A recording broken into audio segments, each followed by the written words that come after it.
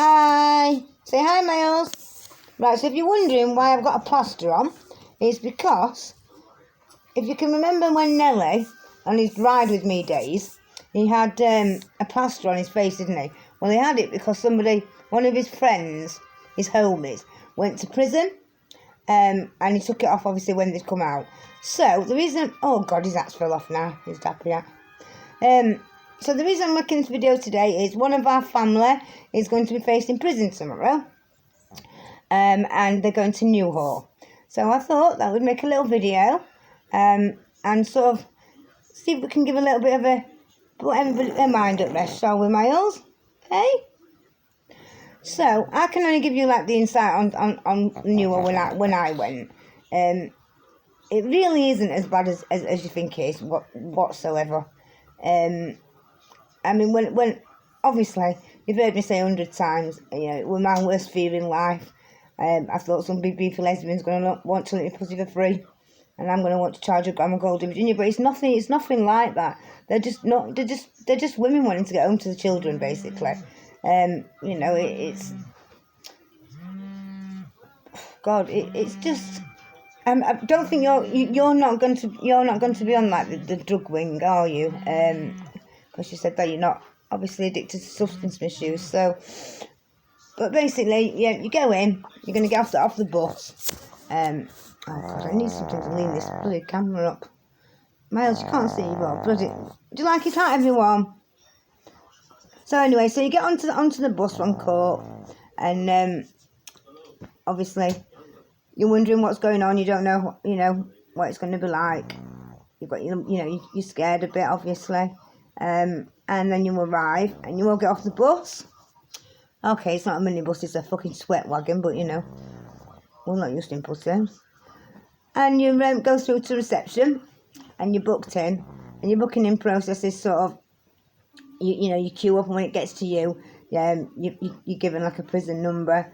You have to give your name and stuff. You're asked if anybody, if you want to make a phone call to, to the outside world, so to speak, friends or family, to let anybody know that you're there. You then, obviously, you have to go through this room, and now I believe there is like a, what they have in airports, where they have like, what do you call them now? Like an X-ray machine. They didn't have that when I was there. They just sort of have this boss chair, and the boss chair is where you have to sit right back on it, with your feet sort of, like as you sit correctly on a chair, basically. And if you've got anything concealed inside you that is metal, i.e. a mobile phone, it will beep. So then you go through that room. You then go to another side of the desk, where if you brought sort of any clothes in yourself, or you brought like a bag or anything like that, you then go and list your property. And they say what you can and can't take in. Really, it's just low-cut tops that you can't really take in. Obviously, you can't take your phone, obviously. And everything's sort of logged in, and obviously, I don't know what they do, but it must be put in some sort of a locker or something like that. And then, obviously, you're allowed to take the rest of it through. You don't take it through with you then, or you didn't when I was there. It's then sort of sent on to you. You then go into another room, which is like a little waiting room, like you would be waiting for the dentist or the doctors or something like that. And there's like loads of information, loads of like, them like chairs, what they had in like, parents' evening, them sort of things. Where the threads have all been picked off because people are shitting in that much they've been picking at them. And there's loads of information and stuff, and for you to read like leaflets and stuff. So if you're leaflet queen, you're in your fucking element. And you're then given sort of like a wash bag, and in that wash bag will be a plate, a cup, knife and fork and spoon. Obviously they're all plastic. I think they put noodles in there. What else is in there? Oh, a night shirt, a nightie, just like a really extra long t-shirt. What's in there? A pair of socks, I believe, and a pair of pants, I think. Toothbrush as well is in there, and then they give you like sachets of shampoo and conditioner. So you wait there then. If you are withdrawing, you then go and see this nurse, who you do a urine sample.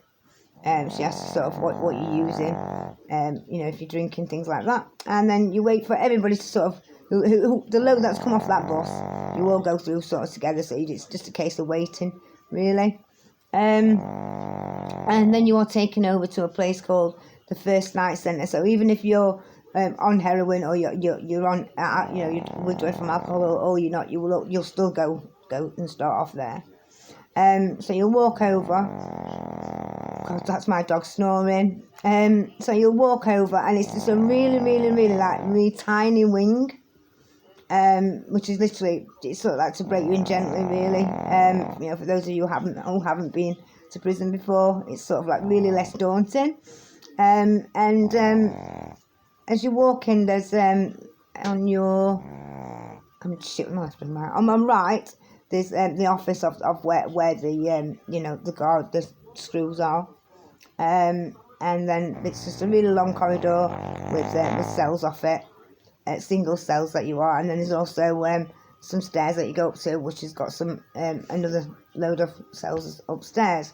And then you're shown to your cell, and in your cell it's just as you've probably seen on TV, there's like a bed in it. Obviously the singles, so there's just like a single bed. A single bed, there's a desk in there with your TV on, a wardrobe, a sink, a toilet, that's it, a chair as well, and your kettle's in there. What else is in there? I think that's it. Oh, and there's some drawers that'll lock. I think you did just have to go and get the key from somebody and request a key, but there is like a drawer like that locks where you can sort of keep things, but you're not really on there long enough anyway, to be honest. So you then put into your cell. Obviously you unpack whatever you've been given.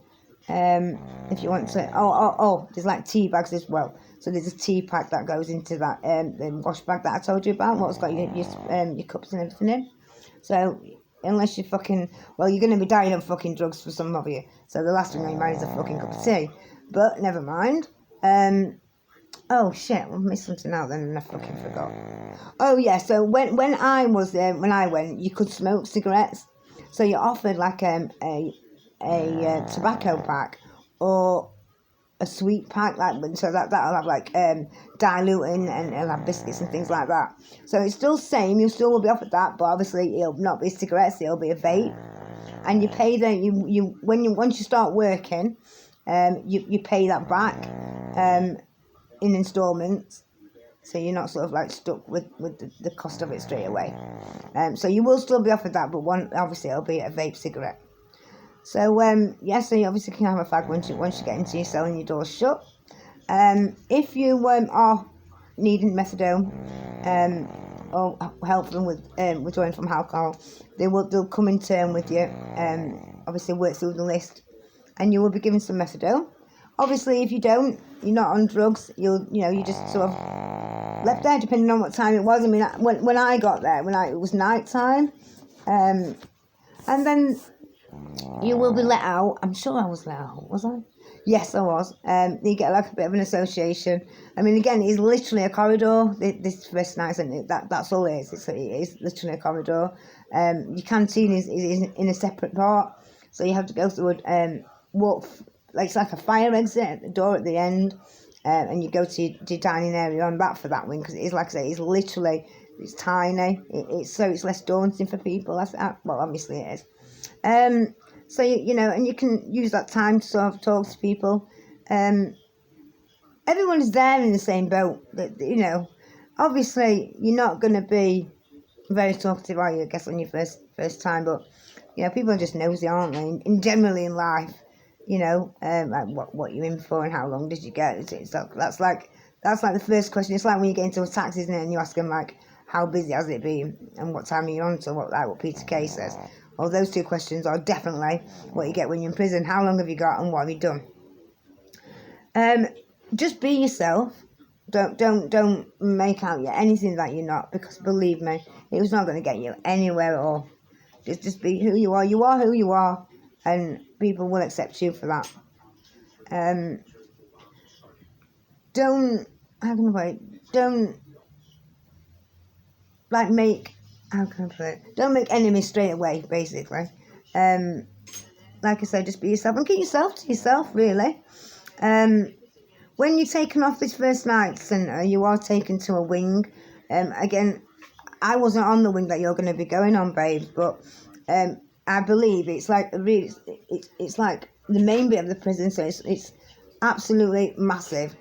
I've been told, and you do get your own key to yourself there. And I think they are only single cells, so you are only, I think, or there was. When I went, I was addicted to drugs, so I went to work to F1. So with you not being addicted to drugs, you will go straight, you'll spend about one night on this first night centre, whereas if people are, for those of you who are on drugs, it'll take you like a few days. They just like to keep an eye on you with methadone and the tablets that it's like, they're like diazes from the diazepam family. I can't remember what they're called now, but they're for withdrawing from alcohol. And it's those that sort of keeps you on like for about 3 days. And then when you go in, you go into your wing, you'll be shown to yourself, which will be yourself for whatever you're there. Unless you do something wrong, obviously you have to go down the block and things like that, but we're not going to do that, are we? So you'll go in there. Like I say, you will probably be, if you go to the main bit of the prison, it is just sort of one person per cell. In F2 it was sort of single cells and sharing a cell. So you've got like double bunk beds where you have to fucking climb, hike up. Then you'll be able to sort of, from there, you'll be able to put apps into go to the gym, use the library, you can go to church. All these things are accessible. They've got their own dentist, they've got their own doctors, they've got their own, the charity called, what's it called now? Shelter. They help with homelessness. They have the Together Women's Project, which come in and help you. They give you stamps to write home with, left writing paper. Me personally, I just think you should use prison for what it's there for, to help you. If there's things that you need, like on the way, if you need help with benefits for when you're getting out, or you need, you're homeless, use that to your advantage. You might as well, all you've got is time on your hands at the end of the day. You need to obviously start working as soon as possible, unless you've got someone who's sending you regular money and enough money that you're allowed to spend. You have to have like an induction. You have to have an induction before you can work, and that's just like, I can't even remember. It was that boring. It's like health and safety, I think, and to decide on what level you are. Because I mean, everybody has to work in prison unless you're on remand. You can, you can sort of refuse to work up, but you just sat behind your door all day. It's not like, at least it breaks up your day, doesn't it? I mean, if you're sort of not that clever with English and maths, because I wasn't, you have to do work. Half of your day will split up to education, but you still get paid to do that. It's just like having a job. And then you'll have your dinner, and then the second half of the working day, you'll go to work. The jobs that they have are like, they have servery. Servery is like sort of one of the best job, highly paid job in the prison. They also have, I don't know if you've ever heard of a thing called census data. And census data is where you get somebody ringing up and asking you sort of who does your, who's your internet provider, who is your mobile phone provider. Well, all that is done from inside Newhall prison.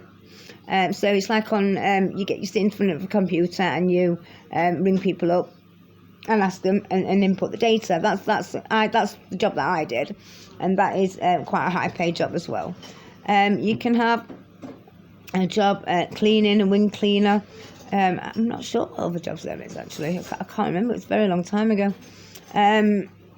They also have a Max Spielman, just like this book. They have a Max Spielman, so we all know what Max Spielman is. It's a place where you go and you take your pictures to be developed, and you can sort of have, Christmas cards done and mugs. You've probably seen on the TV where you have your picture on a mug, or your dog on a cushion. Well, they have one of those in Newhall, and it's you can go and work in there, but you won't go for a job in there unless you're like a long time to your life, or you know you've got a really long stretch. And the reason they've got that is Max Spielman employ ex-prisoners. So they sort of train you up to be the photographer and things like that, which is good. But as a short-term prisoner, you can sort of go and have your pictures took there, and have them sent out as cards or mugs or key rings. At Christmas time, I had my Christmas cards done there. And you pay for them out of your money. Once a week, you will this canteen where a sheet of paper comes, tells you what there is, the prices of it, and you just sort of tick what you want and add it up, and it comes a couple of days later. The food is, I don't think it's that bad at all. It's just like hospital food. It's just food cooked like normal people. On a Friday you have fish, and every Saturday you have a cooked breakfast. And they have a variety of things. You have how they do it in Newhall is your main sort of hot meal is at dinner time, and then sort of for tea time you'll get sandwiches, and you get like a pudding and a main and a pudding, whichever way around you want to do it, and you eat that in the like I say, I haven't been on the wing that you're going to go on, babes, but in F1 and F2 it's sort of eaten where you sort of have your association, and then you just go back into your cells for about, I think it's about a half an hour or an hour, and then you go to work, and when you come back you've got a carrier bag on your bed, and in that will be another teapot with some tea, sugar, coffee whitener, not fucking many of it though. What else is in there? A drink, like juice. I think there's a bag of crisps, I think. A sandwich and some sort of dessert, like a bun or something like that, and a piece of fruit. And there's also your breakfast in the morning, which is cereal. So just like a little packet of cereal, really. So yeah, I think you'll be fine, babes. If you just be who you are, and remember, you don't know how strong you are till strength is your only option, and you don't. And just use it to your advantage, and definitely change that prison system, like you said, babes. So I wish you all the luck in the world, and I'll see you when you get out.